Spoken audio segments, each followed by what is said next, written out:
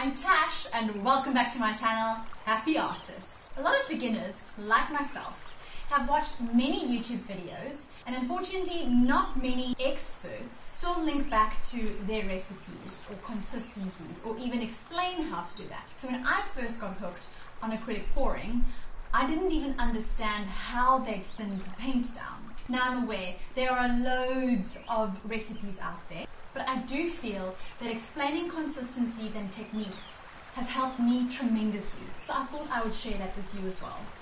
And as beginners, we can all learn together. The experts out there that are watching this, please comment and shout if there's anything more that you would like to add. As I have said once before, I definitely want to make this a platform we can all learn from. So I'm going to use this technique specifically to try and show you how I go from mixing on the thickest consistency all the way through to the thinnest consistency using just this 1 cup of yellow paint. The lighting is very different on this video, specifically so that I can try and show you the consistency that runs off the spoon as well as the mound that it shows in the paint as well. So as you'll see, on almost every acrylic pouring video, they will use a ratio of 1 part paint to 2 parts medium. This is very difficult to try and use as your go-to in every single technique that you use. Firstly, each paint brand that you try is going to be different. Secondly, even if you stick to all the same brands, each color's pigment density is different. Then you bring in the idea of a medium. Are you using an acrylic pouring medium? Are you just using Mod Podge and water like my homemade medium that I made for quite a while? Are you using Floetrol, which you can get in South Africa if you're importing it, otherwise overseas? Each of these have different properties and are going to thin down your paint in different ways. So you don't necessarily always want to go 1 part paint, 2 parts medium. I would call the thickest paint number 1. This is the type of consistency that you would use for palette work, techniques where you don't want the paint to run on the canvas, like if you're doing a landscape, if you're wanting to blend your colors quite easily, that they don't mush into mud. Also the dot technique, where you would get it to have a perfect circle, dry, and then do a different colored circle on top of that, otherwise known as puddle pouring. This is the perfect consistency for if you're not wanting the paint to run around on the canvas and to keep whatever form you put it in.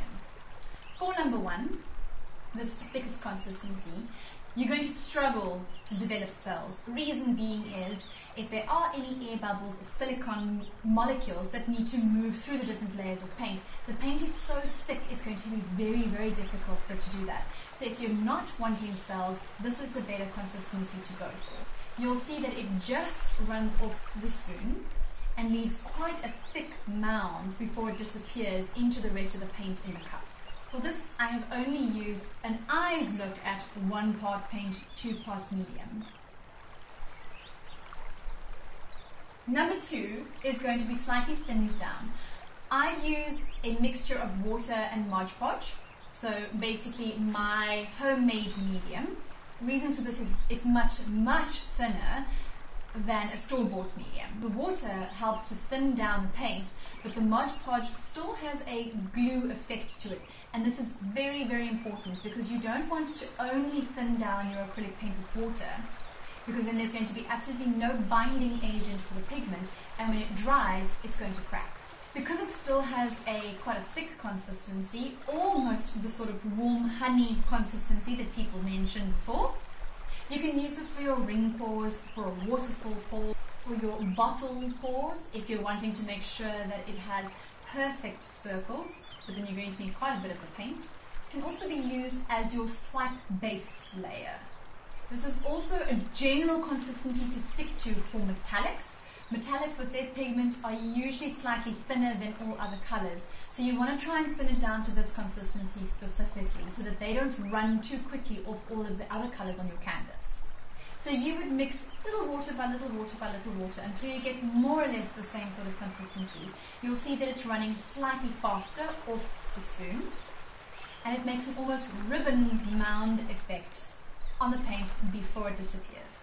Number 3, this consistency, as you'll see, I've added more of my water Mod Podge mixture in, and it's much thinner now. It'll run off the spoon even faster and almost immediately disappears without a mound into the paint.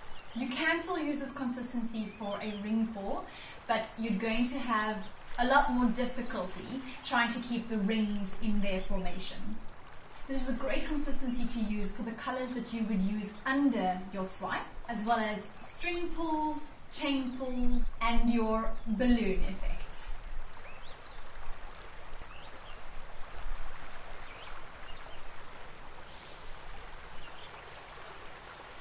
This is the last one, number 4, and this would be the thinnest consistency that I would go down to. First and foremost, this is such thin paint that if you use any silicones or you're going to be using your blowtorch, the cells are going to develop very, very quickly because there's a very thin layer of paint for the silicone to move through. Makes sense, right? So if you're wanting cells, try and stick to the thinner consistencies. This sort of consistency is perfect for your straight pour, your Dutch pour, your open cup, the swipe color that you're going to use over all of your other main colors. You need that thin color so that it can create all the cells. A cloud pour, it's also good for the string and the chain pull, and your balloon as well.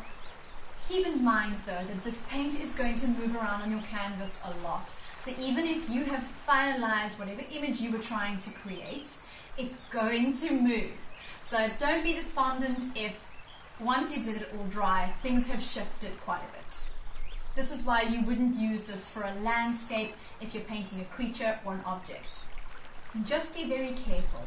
With this sort of consistency, the reason that cracks can develop is because the paint starts to dry while the paint is still moving on the canvas. So that's why you will sometimes have cracks that develop as well.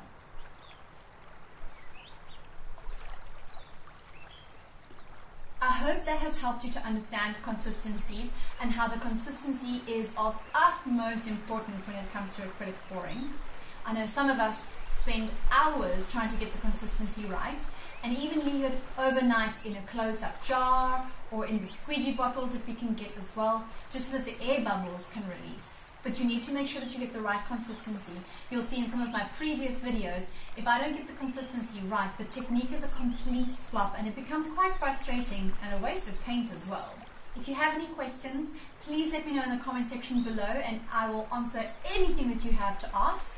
If I don't know, I'll do the research and then come to you. For those of you who are experts and have more that you'd like to add to this video, please let me know in the comment section below as well so we can all learn from you. I hope you have a magical day. Ciao for now. So if you're wanting cells, try and stick to the lower your swipe that you're going to, because there's a very thin layer of. So when I first got hooked on acrylic painting, because it's going to go very wonky. Oi love, you want some tea? I want some tea. Alright. Thank you. Welcome to hello. Careful my lighting. Hello. Hello vrienden. This is an English channel. It's an English channel, dit art. Okay, bye. Bye. That's my guess.